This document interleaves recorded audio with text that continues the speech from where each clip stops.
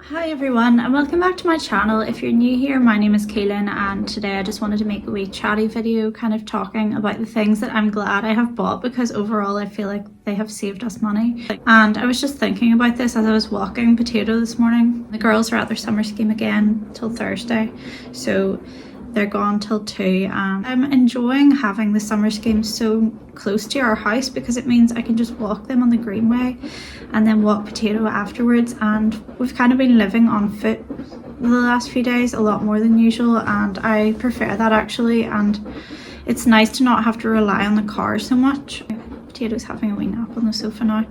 So yeah, I was just thinking about things that I am actually glad that I have bought because they've saved us money, or I've just used them so much. And one of those things that I was thinking about was I have, like, you know, one of those induction hobs, and whenever we moved in I found out that my stovetop espresso maker didn't work on it, and I was like basically distraught because I didn't know what I was going to do without my lattes. I'm sure there's other ways to make espresso too, but I just really like making it that way, and I just like the way it tastes, and I kind of have my way of making it and I've got it kind of perfected now, so I didn't want to have to give that up. So I looked around online and I found this little thing. I can't show it to you at the moment actually because I just used it and it's still hot, but it looks like a mini frying pan, and basically it's like a little flat metal circular plate that you put on the hob, and then you set your stovetop espresso maker on top of it. It's got a handle and it allows you to use it on an induction hob. So that was a really amazing purchase because I use it like almost every day.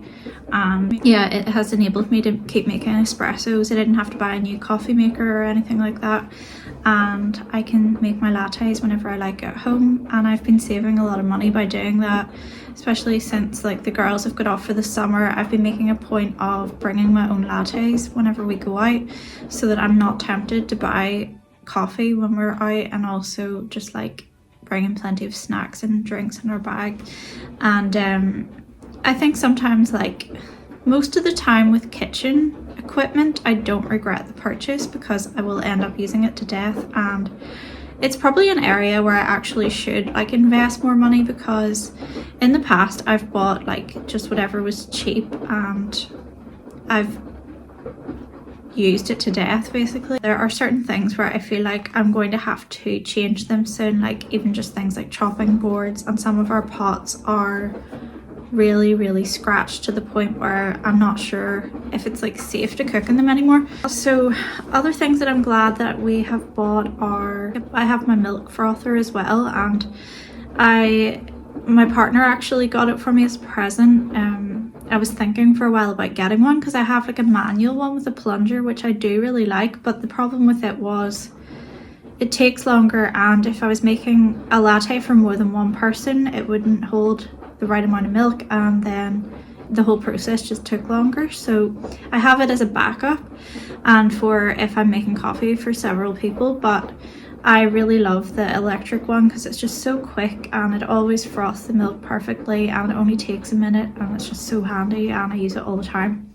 So that was definitely like a worthwhile purchase, even though I didn't buy it myself. I'm really happy that I bought like a little metal kind of craft trolley for the kitchen, because we have so many craft supplies and my kids and I like to do art a lot, and it just takes over sometimes. And before that there were like piles everywhere and it was really easy to assemble. I just got it from IKEA. It's metal, so I just feel like it's better lasting, and I like the fact that it's yellow as well. And then because it has wheels, it's easy to move it around if they need to reach stuff out of it, and I just have found it to be a really useful thing to have, and it wasn't expensive, but it was worth buying. We have one of those kind of like extendable long like washing lines, and it's like a double one, and I think it was definitely worth getting because you can hang out so much laundry at once. Like you could hang out 2 full loads to dry, and as long as the weather is amenable to it, like it saves you so much money drying your laundry on the line. And I just prefer the way it comes out afterwards.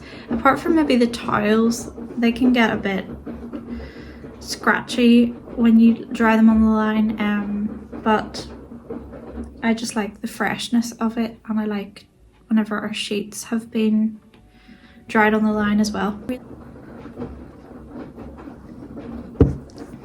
I'm really like glad that I spent money on my Frugal books, things like the Tightwad Gazette, a girl called Jack, the cookery book, Dining on a Dime, also Connie Hultquist books, and I've got like a Great Depression book called We Had Everything But Money, and most of them are like they're all second-hand books that I found online, but I'm glad I own copies of them, because although I use the library all the time and like I definitely am never short of books, those are books I go back to again and again, and I like to have them easily accessible, and they're always there if I want to look at them. And I do use like the recipes from Dining on a Dime a lot, as well as Midnight Chicken, and yeah, I just think that some books are worth owning, and the Tightwad Gazette, for everything that's in it, like how thick it is, it's really good value, and I got it secondhand and it was probably like £20, but I've read it for years, so it was worth every penny. With shoes, I think that it is important to invest in decent shoes because, well, I've always kind of had a thing about buying shoes secondhand that have been used, because I worry about things like athlete's foot and picking up things. And then also I think your shoes take the form of your own foot, and if they've been worn a lot, they've kind of adapted to someone else's foot shape, so then it's not really ideal for you. And anytime I have kind of tried to cut corners with buying shoes and bought cheaper ones, I've regretted it. Like for example, I bought sandals recently that were cheaper than ones that I wanted to get, and they arrived and I thought they were really good value for money because they looked nice and they were comfortable, but I didn't know that they kind of just gave way randomly, and I fell 3 times in them, and the third time like I think I basically wanted to get my money's worth, which was why I kept wearing them. But the third time I fell and I really hurt myself, and I was just like, this is maybe why they're cheap, and I would rather have bought the more expensive ones and not had that issue. And anytime I have invested more money in shoes, I've never regretted it, because those are the shoes that really last and I've had for years. Like my Doc Martens, I have lost count of the number of years I've had them for, and they're so easy to restore, like because I have this like Doc Marten polish. It's clear and you can use it on any colour, and they just are so comfortable. And I would like to get some sandals of theirs. I got some salt water sandals, which I've wanted for a really long time, and I never felt like I could justify the purchase because they're quite expensive new. But I got some off Vinted and they were new, like still with the tags on them, and I saw that they were originally £70, but I got them for less than 30 with postage. So like that kind of purchase is so worthwhile, and they're so comfortable. I haven't even got like close to falling in them, which shouldn't be an achievement, but at the minute it is. And yeah, I just love them, and my sister told me you can wear them in the sea and water and stuff as well, so they're just so practical and comfortable. And yeah, hopefully I won't have to worry about falling anymore. Another thing that I really think is worth the money, although I didn't buy it myself, it was a gift from my mum, is our KitchenAid, because I use it all the time. It has different like attachments, so you can even knead bread on it, although I like to knead bread by hand just because I like the feel of it and I like the process of making it. But if I was in a hurry, I would use that instead. But it's just been so useful, and I use it all the time. Like I use it nearly every day, and it's lasted really well. I've had it for years and years, and I just like the look of it as well. Like I feel like I've got like kind of baby pink one that just goes really well with our kitchen, and I feel like on its own it's like a decorative piece as well as like a really useful kitchen tool. And when I got it, I also got things that came with it, like a tin opener, which is the best one that I've ever had, and I'm still using it like every day, and a vegetable peeler, also the best one I've ever had, and it's still on the go. And I just feel like it's really good quality. And sometimes, like, the older I get, the more I think it's worth investing in things that are actually decent and getting the one that you want instead of buying lots of things that are inferior quality and easier to justify purchase wise in the moment, but they don't last and they're just kind of rubbish. And yeah, I think you do kind of pay more for quality. And I'd rather have, for example, one really amazing pair of sandals than like 3 kind of crappy ones.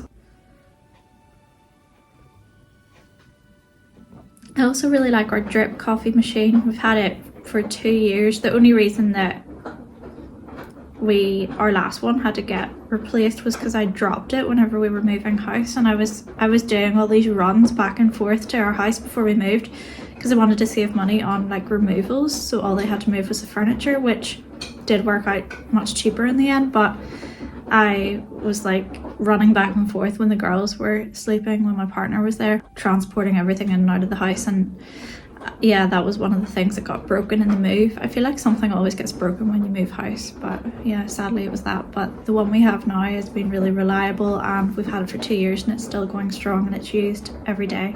And I love being able to set it up in the evening so that all I have to do in the morning is push a button to get coffee. Yeah, so it's been a really good purchase. I feel like a lot of kitchen purchases are really worthwhile and they last for years if you invest some money in them. My laptop has also been a good investment because like it was several £100 and it was a big buy for me at the time, but I've had it for years. I use it every day for my writing. My kids can use it for schoolwork and they don't have their own like laptop or iPad, so it's handy for things like that, or if they're doing like posters for school or like a PowerPoint presentation. And it also is used as a backup TV. Sometimes if my partner's playing games and the kids want to watch something on Netflix, they can watch it on my computer, and it's just like, it's been worth every penny. It's been used so much and it's still working perfectly well, and I use it to write so many books, and yeah, I just love it. And it's light and easy to transport. It's got good memory as well. Overall, I don't think that I am a massive spender. My one area of weakness has always been dresses. I haven't been buying them this year. Like I did quit my no spend year, and in the course of the year I know I've bought 2 dresses, and I do feel like they were impulse buys, but they were from Primark. So since that I've sold one of them, and then the other one I wear quite often. But for me, like, I know in a way it's kind of like a fail to like have bought any at all, but for me that's a major improvement, because I used to buy, like, I would go charity shopping like every week and buy like bags of stuff.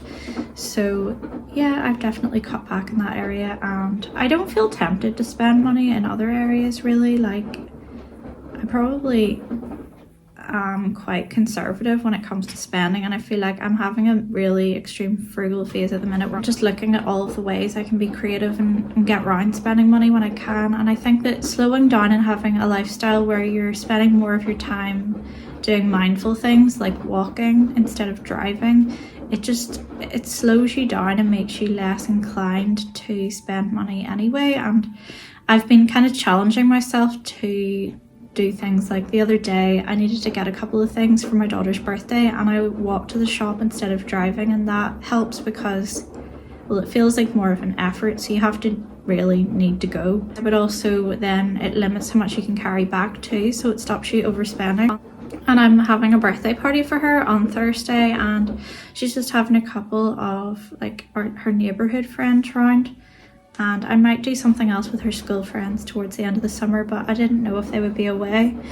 And we're going to make pizzas and they can do their own toppings. And yeah, I'm just trying to do everything on a budget and come up with party games that are cheap but fun. And in the past I've done party games with the kids that have been like free to make, and they have loved them. Like, we've had scavenger hunts. There was a game we played at my daughter's last party, and it was Like basically you get a piece of paper, it has some ridiculous object or item on it, and you have to describe it without using its name. It's just really funny to play because you have to be creative with your descriptions, and then everyone has to guess what it is you're talking about, and it's actually quite hard. But yeah, I like making up those sorts of games, and the kids always enjoy it. And there was one we played too that they really liked, where basically you tie a balloon with string around each of their ankles, and then they had to go outside and try and pop each other's balloons without popping their own. And my daughter said it was her favourite party game ever. Although I have a feeling they'll be expecting Pass the Parcel because it's always expected, so I might have to get something for that, or yeah, come up with an idea or something that is equally satisfying. So yeah, I'm going to go and do I need to make meatballs, and I need to cut the grass, and yeah, I have limited time really because the day goes so quickly. Like, the girls are at that summer scheme for 4 hours, but like they've already been there for an hour and a quarter, and it feels like I just dropped them off. So yes, I need to get some stuff done. But yeah, thanks for watching, and don't forget to subscribe for more content, and I will see you soon. Bye.